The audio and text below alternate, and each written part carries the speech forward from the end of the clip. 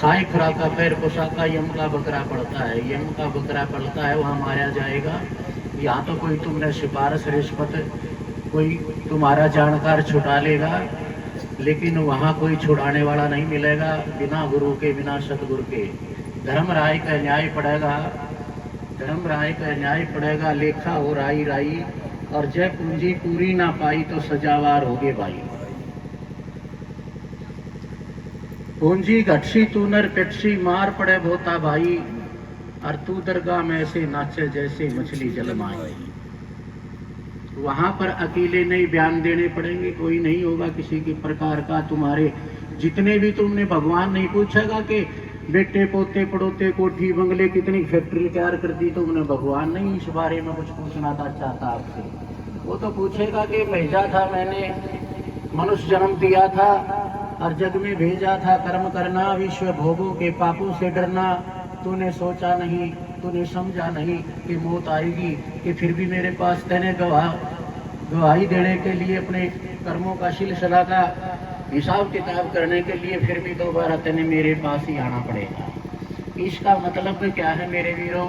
मनुष्य जन्म का मतलब क्या है? मनुष्य जन्म का मतलब कोई बाल बच्चे पैदा करना, कमाना, खाना, कोठी बंगले कार बनाना, या धन और ज़्यादा इकट्ठा कर लेना, ये मकसद नहीं है। आप देखिए पशु और पक्षी में, मनुष्य में क्या अंतर है। चार चीजें जो मनुष्य करता है वो पशु और पक्षियों की योनि में आता है, और जो पांचवी करता है वो मनुष्य कहलाता है। कम से कम हम मनुष्य से देवता नहीं हो सकते, तो मनुष्य से नीचे तो ना गिरें, कम से कम मनुष्यता तो हमारे अंदर होनी चाहिए ना। और वो कैसे होगी, अभी पहले आपको ये बात समझा देते हैं कि पशु पक्षी चार चीजें क्या करता है। पशु पक्षी कमाते खाते हैं, चुगा दाना चुगते हैं, अपना घोंसला गुरी बना लेते हैं, बाल बच्चे पैदा करते हैं, सोते हैं और जागते हैं। आप क्या करते हो? अरे वो घोंसला गुरी बना लेते हो, तुम मकान कमरे कोठी बना लेते हो, तुम भी कमाते खाते हो, तुम भी बाल बच्चा पैदा करते हो, वो भी बाल बच्चा पैदा करते हैं। अगर इसी बात सब तक, चार चीजों तक हम सीमित हैं, तो मनुष्य का हमारे अंदर कोई लक्षण नहीं है। सिर्फ मनुष्य है नाम पशु के, काम करे दिन राती, बिन पूछड़ के ढोर शर्म नहीं आती, तेरे ला दिए डाटी मूछ सिंह नहीं पूछ, पशु के काम करे तेरी बुद्धि साफ बताती। पशुओं की तरह टकरम टकरा रहते, मनुष्यता नहीं है ये। अगर ये चार चीजें मनुष्य करता और चार ही पशु पक्षी करते हैं, तो हमारे अंदर उनके अंदर कोई फर्क नहीं है। नंबर एक बात क्या है कि पशु पक्षी जो है अपने कर्मों का दंड भोगते हैं, कर्म कर नहीं सकते। मनुष्य कर्मों के भोगने के साथ कर्म का करता भी है, भोगने के साथ कर्म कर भी सकता, बढ़िया या घटिया। लेकिन पशु पक्षी कर्म भोगते हैं, कर नहीं सकते हो कभी भी, उनके ऊपर पाबंदी है। क्योंकि एक जन्म में किए हुए पाप, मनुष्य जन्म में किए हुए पाप मेरे वीरों 184 योनि धारण करने से भी नहीं कटते। और एक एक योनि में 184 योनि तो वैसे ही बताई है, एक एक योनि में 70 जन्म का प्रमाण मिलता है। मदिरा पीवे कड़वा पानी, 70 जन्म स्वान के जाने, 70 जन्म कुत्ते के होंगे। 10 साल मौत होती है तो 70 न 10 से गुना कर लेना, तो बड़ा टेढ़ा काम है, मनुष्य जन्म नहीं मिल सकता। मनुष्य जन्म दुर्लभ है, मिले ना बारंबार। और तरवर जो पत्ता झड़े तो बहुर न लागे डाल, कोई और ही पत्ता आएगा वो पत्ता नहीं लेगा। उस पत्ते का क्या होगा? पत्ता छूटा डार से, पत्ता छूटा डार से और ले गई पवन उड़ाए, अब के बिछड़े तो ना मिले भाई, कहीं दूर पड़ेंगे जाए। ये आदमदेही धार के अगर नहीं पिछाड़ा राम, तो बिना जल के कुआ भाई खुदवाया किस काम, दुनिया के डांगर पड़ेंगे, गाड़ी मिलेंगी। तो कहते हैं मनुष्य जन्म में ही सत्संग कर सकता है, मनुष्य जन्म में ही भजन कर सकता है, मनुष्य जन्म में ही गुरु धारण कर सकता है, ये पशु पक्षी नहीं कर सकते। और मनुष्य जन्म में ही मोक्ष और बंधन दोनों मिल सकते हैं, पशु पक्षी ये चीज नहीं कर सकते। तीसरा, जितना भी जो कुछ आप बनाते हो भगवान के घर में कोई कीमत नहीं है उसकी। धन कमाया जीरो, बाल बच्चे पैदा करे जीरो, और तुमने कोठी बंगले कार बनाया जीरो, जितनी रिश्तेदारी जोड़ी सारी जीरो। और जीरो कितनी है, जीरो में जीरो जोड़ते जाओ, क्या जोड़ होगा उसका, जीरो होगा ना। 1000 जीरो जोड़ो, कितनी जीरो जोड़ोगे तो जीरो का जोड़ जीरो आएगा, कुछ हाथ नहीं आएगा। महापुरुष कहते हैं अगर इस जीरो में एक और ईश्वर का नाम जोड़ दें, एक परमात्मा का नाम जोड़ दें, तो सभी जीरो, तुम्हारी जितनी जीरो है सबकी कीमत हो जाएगी। एक के आगे एक जीरो लगा दो, 2 लगा दो, बड़े लालची से लगा लो, इतना ही लगा लेते, यानी तुम्हारा जीवन सार्थक हो जाएगा अगर एक वो परमात्मा का नाम तुम्हारे जीवन में उतार लोगे। एक सदगुरु की शरण में तुम चले जाओगे, एक तुम कोई छोटा मोटा गुरु धारण कर लोगे, तो तुम्हारा कल्याण संभव है। नहीं तो कल्याण अगर एक बार मनुष्य जन्म हाथ से छूट गया तो दोबारा नहीं मिलेगा। जैसे छत पर चढ़ने के लिए सीढ़ी होती है ना, 184 डंके हैं उसके डंडे, 184 डंडे के आखिरी पोर पर हम जहां पर छत होती है, मनुष्य जन्म वो आखिरी पोर है, आखिरी डंडा है। अगर आप भक्ति रूपी बल लगा के और मुक्ति रूपी छत पर चढ़ गए तो फिर आवागमन से छुट्टी हो जाएगी। और नहीं तो उस ऊपरले डंके से जब गिरो भी गए ना तो देख लेना बहुत नीचे आओगे, बिल्कुल नीचे 184 नीचे आ जाओगे।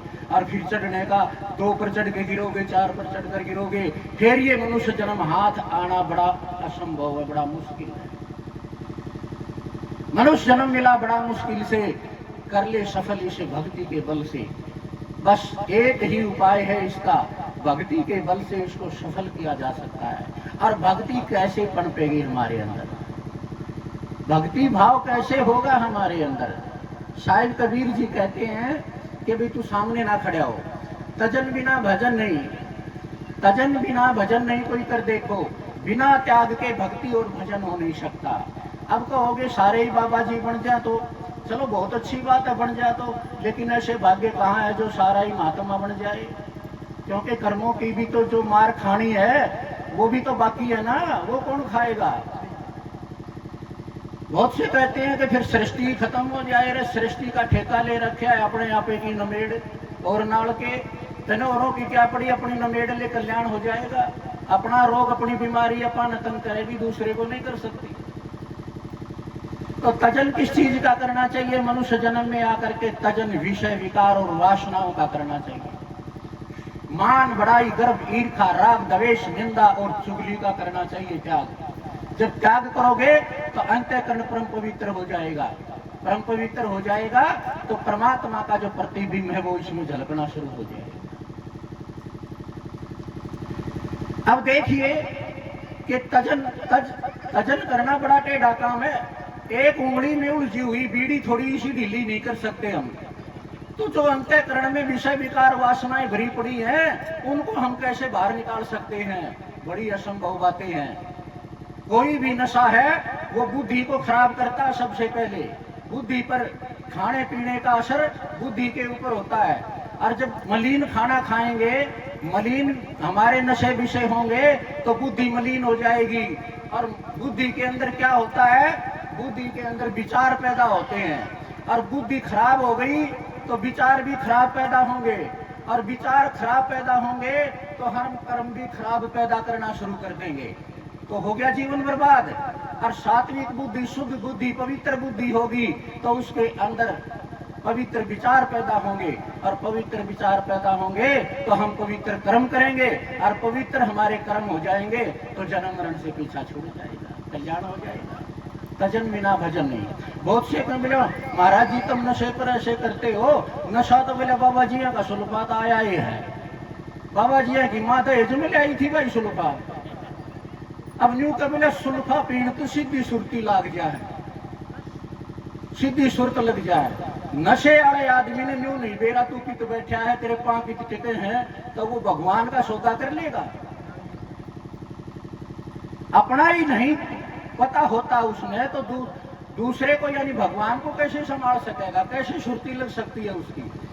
रही बात ब्रह्मचार्य जीवन लभ्यते, ब्रह्मचर्य ही जीवन का एक मूल कारण है, एक मूल उद्देश्य है संत मत के अंदर। आप देखिए कोई भी नशा हो वो गर्मी पैदा करता नहीं, गर्मी पैदा करता है ना शरीर में। गर्मी एक ऐसी चीज है जो शीशे की दीवार को तोड़ के बाहर निकल जाए। ये तो हार्ड चांद का शरीर है, तो फिर हम पथभ्रष्ट हो जाएंगे।